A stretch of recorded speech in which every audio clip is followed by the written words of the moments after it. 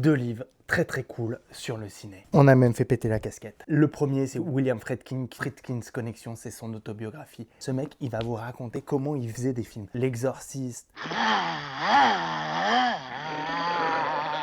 The Sorcerer,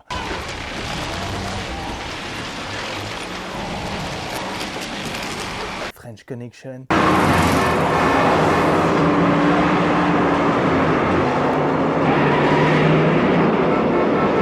La chasse. Que des films de dingue. Toutes les emmerdes, comment il a choisi ses acteurs. Le gars qui te fait passer Matthew McConaughey de comédie romantique à psychopathe qui joue super bien et qui gagne des Oscars. Savoir les secrets de fabrication d'un gars comme ça, vraiment, ça donne envie soit de revoir, soit de découvrir ses films. C'est malin, c'est bien écrit, c'est intelligent. William Friedkin, cinéphile de dingue, cinéaste de dingue, il faut vraiment lire ça.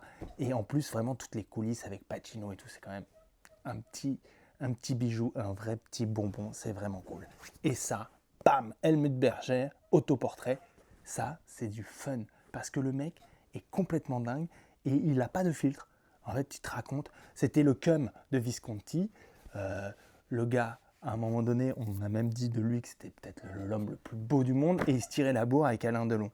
Ils se détestaient, mais en même temps, c'était un peu les deux facettes d'une même pièce. Ils étaient tous les deux à faire la cour pour essayer d'être dans les films italiens super, et notamment ceux de Visconti. Et il va te raconter toutes ces coulisses-là. C'est saignant, c'est émouvant aussi parce que c'est quand même un homme qui se retourne sur sa carrière, sur sa jeunesse qu'il a perdue. Les acteurs, ils vivent que dans le regard des autres. Donc, quand ce regard, il s'éteint, c'est terrible. Mais hyper fun à lire, hyper drôle. Si vous aimez le ciné, allez-y.